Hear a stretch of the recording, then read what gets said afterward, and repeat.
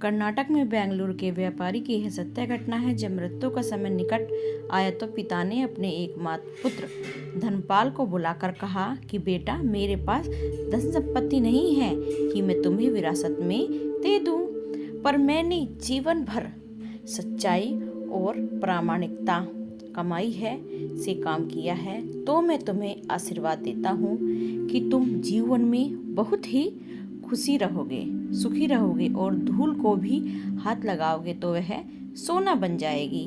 बेटे ने सिर झुकाकर पिताजी के पैर छुए। पिताजी ने सिर पर हाथ रखकर अपने पुत्र को आशीर्वाद दिया और संतोष से अपने प्राण त्याग दिए।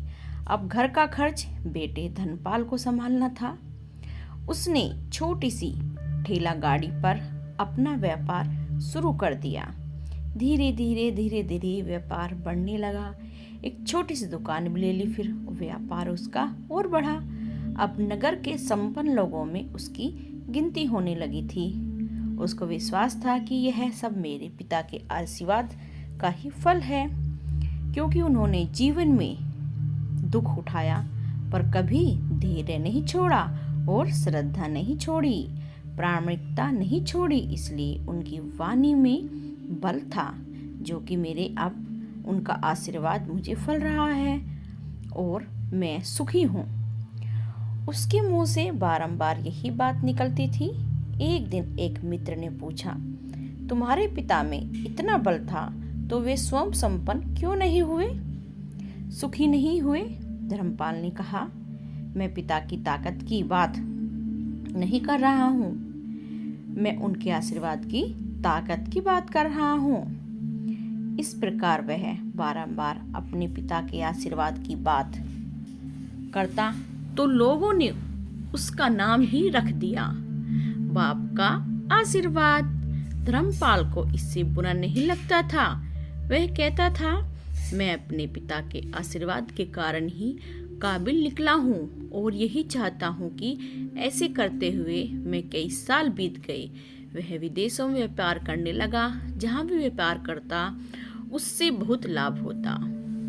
एक बार उसके मन में आया कि वह मुझे लाभ ही लाभ होता है तो मैं एक बार नुकसान का अनुभव करूं। तो उसने अपने एक मित्र से पूछा कि ऐसा व्यापार बताओ कि मैं जिसमें मुझे कुछ नुकसान हो। मित्र को लगा कि इसको अपनी सफलता का पैसों का घमंड आ गया है। इसका घमंड दूर करने के लिए इसको ऐसा धंधा बताऊंगा कि इसे नुकसान ही नुकसान उठाना पड़ेगा। तो उसने उसको बताया कि तुम भारत में लौंग खरीदो और जहाज में भरकर अफ्रीका के जंजीरा बार में जाकर बेचो। धर्मपाल को यह बात ठीक लगी। जंजीबार तो लौंग का देश है, वहां से लौंग भारत में लाते हैं और यहाँ 10-20 गुना भाव पर बेचते हैं और भारत में खरीदकर जंजीबार में बेचें तो साफ नुकसान ही सामने दिख रहा है। परंतु धर्मपाल ने तय किया कि मैं भारत में लौंग खरीदकर जंजीबार खुद लेकर जाऊंगा।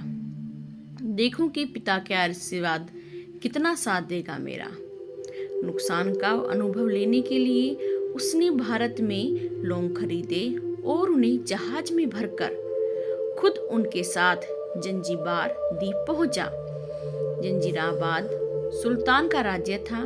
धर्मपाल जहाज से उतरकर एक और लंबे रेतीले रास्ते पर जा रहा था, वहां के व्यापारियों से मिलने को। उसे सामने से सुल्तान जैसा व्यक्ति पैदल सिपाहियों के साथ आते हुए दिखाई दिया। उसने किसी से पूछा कि यह कौन है। उन्होंने कहा, यह सुल्तान है। सुल्तान ने उसको सामने देखकर उनका परिचय पूछा। उसने कहा, मैं भारत के गुजरात के खंभात का व्यापारी हूँ और यहाँ पर व्यापार करने आया हूँ। सुल्तान ने उसको व्यापारी समझकर उसका आदर किया और उससे बात करने के लिए धर्मपाल ने देखा कि सुल्तान के साथ सैकड़ों सिपाही हैं, परंतु उनके हाथ में तलवार, बंदूक आदि कुछ भी न था और उनके हाथों में बड़ी बड़ी छलनियां थी।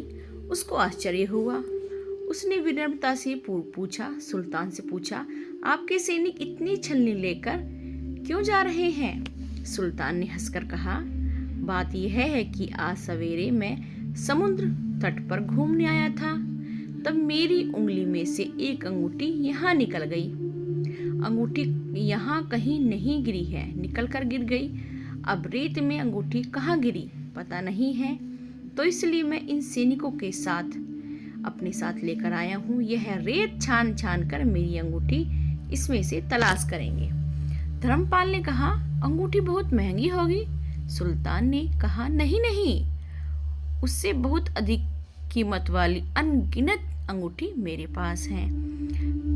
पर वह एक अंगूठी मेरे फकीर ने मुझे आशीर्वाद के रूप में दी थी, और मैं मानता हूँ कि मेरी सल्तनत इतनी मजबूत और सुखी उस फकीर के आशीर्वाद से ही है। इसलिए मेरे मन में उस अंगूठी का मूल्य सल्तनत से भी कहीं ज्यादा और बढ़कर है। इतना कहकर सुल्तान ने फिर पूछा, बोलो सेठ, इस बार आप क्या माल लेकर आए हो? धर्मपाल ने कहा, लौंग। सुल्तान के आश्चर्य का ठिकाना नहीं रहा। यह तो लौंग का ही देश है सेठ, यहाँ लौंग बेचने आए हो? किसने आपको ऐसी सलाह दी? जरूर वह कोई आपका दुश्मन ही होगा। यहाँ तो एक पैसे में मुट्ठी भर लौंग मिलती हैं। यहाँ लौंग कौन खरीदेगा? और तुम क्या कमाओगे और क्या बचाओगे? धर्मपाल ने कहा, मुझे यही देखना है कि यहाँ भी मुनाफा होता है या नहीं। मेरे पिता के आशीर्वाद से आज तक मैंने जो धंधा किया है उसमें मुनाफा ही मुनाफा हुआ है। तो अब मैं देखना चाहता हूँ कि उनके आशीर्वाद से मैं यहाँ फलता हूँ या नहीं। सुल्तान ने पूछा, पिता का आशीर्वाद? इसका क्या मतलब है? धर्मपाल ने कहा, मेरे पिता सारे जीवन ईमानदारी और प्रामाणिकता से काम करते थे, परंतु धन नहीं कमा सके। उन्होंने मरते समय मुझे भगवान का नाम लेने के लिए मेरे सिर पर हाथ रखकर आशीर्वाद दिए थे कि तेरे हाथ में धूल भी सोना बन जाएगा। ऐसा बोलते बोलते धर्मपाल नीचे झुका और जमीन की रेत से एक मुट्ठी भरी और सम्राट सुल्तान के सामने मुट्ठी खोलकर उंगलियों के बीच में से रेत नीचे गिराई, और धर्मपाल और सुल्तान दोनों का आश्चर्य का पार नहीं रहा। उसके हाथ में एक हीरे जड़ित अंगूठी थी। यह वही सुल्तान की गुमी हुई अंगूठी थी। अंगूठी देखकर सुल्तान बहुत प्रसन्न हुए और बोले, वाह, खुदा आपकी करामात का पार नहीं। आप पिता के आशीर्वाद को सच्चा करते हो। धर्मपाल ने कहा, फकीर के आशीर्वाद को भी वही परमात्मा सच्चा करता है। सुल्तान बहुत खुश हुआ और धर्मपाल को गले लगा लिया और कहा, मांग सेठ, आज तू जो मांगेगा मैं तुझे वही दूंगा। धर्मपाल ने कहा, आप 100 वर्ष तक जीवित रहो और प्रजा का अच्छी तरह से पालन करो।